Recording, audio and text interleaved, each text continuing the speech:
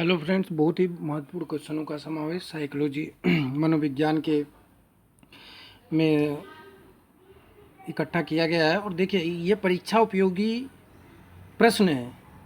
सबसे पहला प्रश्न है कि मनोविज्ञान का शाब्दिक अर्थ है। तो देखिए, मनोविज्ञान का जो शाब्दिक अर्थ है वह है मन का विज्ञान। और दूसरा प्रश्न है कि साइकोलॉजी शब्द की उत्पत्ति किस भाषा के शब्द में हुई। तो ध्यान दीजिएगा कि साइकोलॉजी भाषा यानी साइक प्लस लोगस, जो कि साइक मतलब आत्मा और लोगस मतलब अध्ययन, तो आत्मा का अध्ययन। और ये कब हुआ? ये यूनान में हुआ था, अरस्तु के समय हुआ था, प्लेटो के समय हुआ था। इसलिए मनोविज्ञान का जनक भी किसे कहा जाता है? अरस्तु को। अगर पहला तो यूनानी ऑप्शन में नहीं हो तो ग्रीक। तीसरा प्रश्न है कि साइकी शब्द का अभिप्राय क्या होता है। तो साइकी का मतलब आत्मा और मनो आत्मा, वही मैंने बताया था ना कि साइकी प्लस लोगस यानी आत्मा का अध्ययन। सबसे पहले आत्मा का अध्ययन किया गया था। फिर उसके बाद तीसरा क्वेश्चन है कि चौथा क्वेश्चन है कि मनोविज्ञान किस शास्त्र का भाग माना जाता है।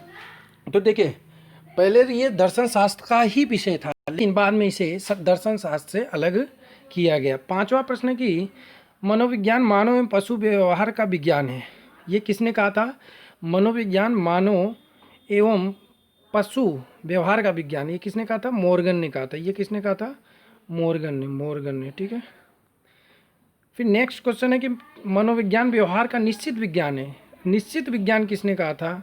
निश्चित विज्ञान। तो निश्चित विज्ञान किसने कहा था? वाटसन ने कहा था। निश्चित विज्ञान किसने कहा था? वाटसन ने कहा था।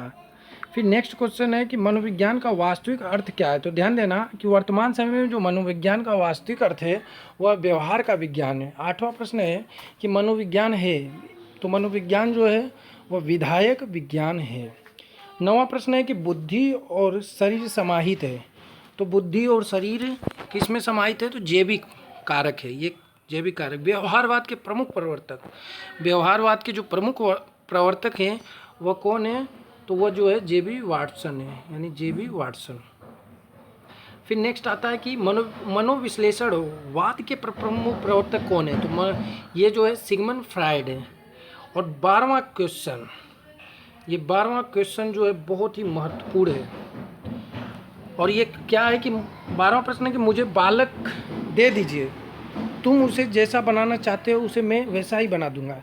यानी प्रश्न आता है कि किस मनोवैज्ञानिक ने कहा था कि मुझे 4 से 5 वर्ष का मुझे बालक दे दो, मैं उसे जो चाहूँ वो बना सकता हूँ। ये किसने कहा था?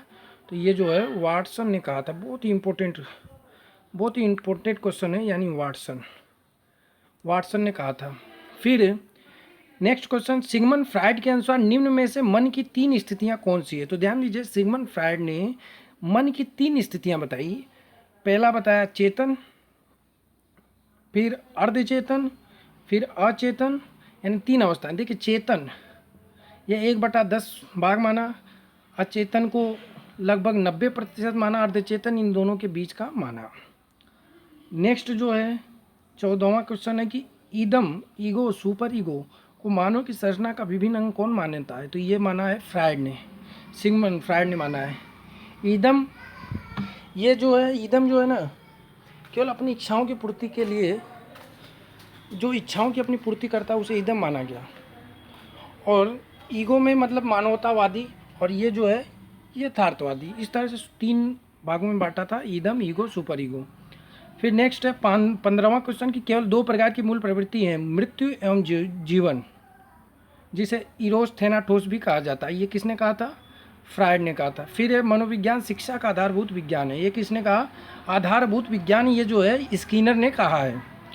और नेक्स्ट क्वेश्चन है 17वां, शिक्षा मनोविज्ञान का केंद्र है। तो देखिए, वर्तमान समय में जो भी विषय वस्तु है वह बाल केंद्रित है, इसलिए शिक्षा मनोविज्ञान का केंद्र जो है बालक है। 18वां क्वेश्चन है कि शेषो काल का नियत समय है जन्म से 6 वर्ष तक। भाई शेषो काल, देखिए कहीं कहीं जन्म से 5 वर्ष भी माना जाता है, कहीं कहीं जन्म से 6। तो ऑप्शन के ऊपर अलग अलग मनोवैज्ञानिकों ने अलग अलग वर्ष माने, लेकिन मैक्सिमम जो 6 वर्ष तक है।